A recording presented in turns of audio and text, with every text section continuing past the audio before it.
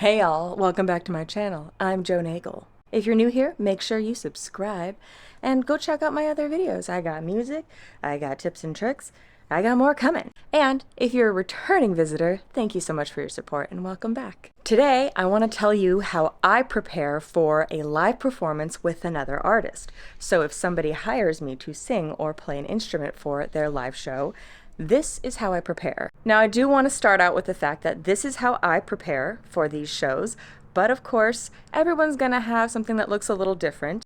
Maybe you'll be able to draw something from what I'm gonna share, maybe not. But hopefully you'll enjoy it either way. When you have a career as a musician, it's gonna look different on different people. Some people go out there because they wanna be the artist. So they wanna be performing the music, they wanna be the writer, they wanna be the face of the music. And then there are some people who get into music because they just love playing the instrument, and all they want to do is play their instrument all day long. They end up going into things like being a session player, playing for artists at shows, playing for artists in the studio, and there are some people who do a bit of both, and I'm one of those people. I do stuff for myself as an independent artist. I put out my own music, I write my own songs, I produce my own tracks, and then I also am hired to sing for other people in the studio and in live shows. There's a lot of crossover between how I prepare for a live performance with another artist and how I prepare for a studio session, but that studio session preparation will be another video. Now let's get into it before the sun goes down. The first thing is that I'm always prepared. Every day I'm doing something to hone my craft. I am doing my vocal warm-ups daily, I practice my guitar, I practice keyboard, I take time to learn new things about my instruments and about playing or about singing, taking lessons, learning new songs, and my practice includes not just getting better at the skill, but also broadening my styles. When I sing for my solo releases, that is me just singing as I am and who I am, and I'm not trying to mimic somebody else, I'm not trying to be like somebody else, this is just me raw. But when I'm doing a session, I want to be able to sing or play in a way that suits what the artist is looking for. Sometimes I'll be hired by a jazz artist, or I'll be hired by an EDM artist, and that's gonna look different with the way I sing. I'm not gonna sing the same way for them as I do on my solo record. So I am always working to broaden my styles, broaden my dynamics, learn new ways to play and sing, and just be able to, right in the moment, switch it up and do what it is needed. Then when I am offered a gig, I immediately start learning the material. In the industry, we like to call it doing your homework. It's important to me that I know the music so well that I don't need any references when I'm on stage. So no chord charts, no lyric sheets. But in some situations, it's very normal to have a music stand for the performance. So I do make sure with the artist what kind of situation it will be.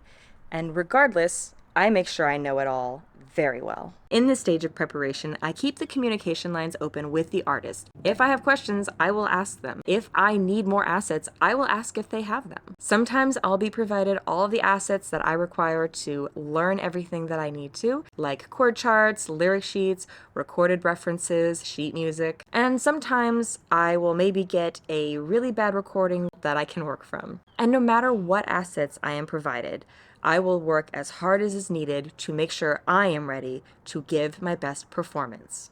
Sometimes this preparation and learning includes that I will have to create my own lyric sheets, my own chord charts, and so I also have to make sure I know how to do that. I have to learn to be able to hear and figure out the chord progressions in a song or the notes, and then be able to notate it for yourself. And of course, there will be things that change in the rehearsals.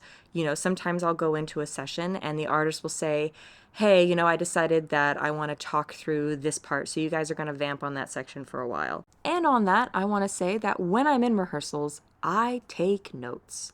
I either have the paper that's a chart or I have an iPad, whatever it is. If the artist says, oh, hey, we're going to do this way, or we're going to do this differently, can you scoop that note? Whatever it is that they say, I write it down. And I make sure that I have a clear notation that I will always understand and won't have to go back and say like, wait, what did I mean by that? I also record every single rehearsal, which is something I do with my own music as well as working with other musicians. Keeping a recorded reference is just such an easy fix for remembering how to do something, going back and going, oh yeah, we changed that on that song. It's just so easy to just record or film. I'm always doing that. I can't even tell you how many recordings I've got from rehearsals with my own bands and with bands that I've been hired to play with.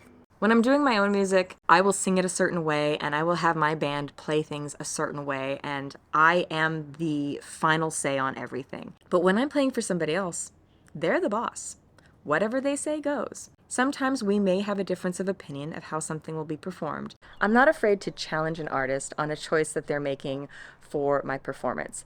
If I think there's something that could be better, I will always offer it up, but with respect. And at the end of the day, if they don't like my suggestion, that's it. What they say goes. For the most part, I find that if my suggestion serves the song better, they will accept it and they'll be grateful that I offered it. I also like to get to know the people that I'm playing with. I walk in, I introduce myself to everybody individually, look them in the eye, shake their hand, and learn a little bit about them. Networking is a huge part of being a musician, and of course, when you're in this situation, this is a great time to network. Maybe I'll find a player there who I think is fantastic and I want to hire them for my show. Or maybe I'm just making new friends. Making art and making music is a very intimate experience for me, and I really want to know the people that I'm doing this with.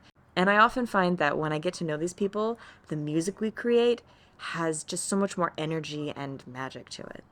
And when it comes time for the show, I make sure that I have all the information I need to be there on time, to set up, to have all the equipment that I will need, and have the right outfit.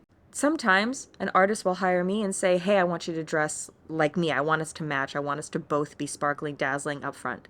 Sometimes I'm hired by an artist and they'll say, you're just going to be wearing black, sitting in the back, no light on you. There's no such thing as being overly prepared, as long as you're not burdening your back with too much stuff in your bag. If you think you might need it, bring it. This is something that I do for not just shows with other artists, but for my own shows. I always have more equipment than I actually need.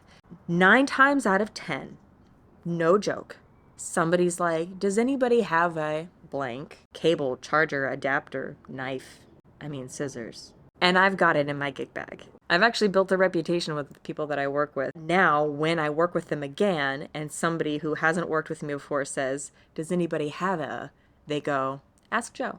They will remember that chick who came, who was overly prepared, and they will recommend me to another artist, or they'll call me back for another gig. But that's not why I do it. I do it because I am just the kind of person who always needs to have everything in their bag that they may have in case the world ends. I am a professional musician, and so I want to exhibit professional behaviors. And sometimes when you're working in a creative industry like this, it can feel like everything's just casual and laid back, but it is still a business. So I make sure that I am early, not just on time, that I dress the part, that I pay attention, that I'm respectful, and not just respectful of the people, but of their time and of their efforts. And at the same time, I have a great time. I'm totally down for some casual conversation and some gags. I laugh all the time in sessions with people. We have a great time, but we always get the stuff done that we need to in the time allotted. So that's pretty much it. That's how I prepare for live performances with other artists working as a session gig musician. Thank you so much for joining me for this video, and thank you for supporting me and other independent artists. Make sure that you subscribe to this channel and follow me in all the places. My music is available everywhere digitally, and of course, I will always have more coming out, so make sure that you stay tuned, subscribe, and follow me in all the places to make sure you know when my new music comes up and my new videos come out. And one of the best ways to stay in touch with me is through my newsletter, so make sure that you sign up for that. If you have interest in any specific topic that you may want me to make a video about, be sure to leave it in the comments below, or if there's a song that you'd like me to cover, you can leave that in the comments too. I look forward to sharing more music, tips, tricks, and life stories with y'all, and I'll see you next time. Take care of yourself.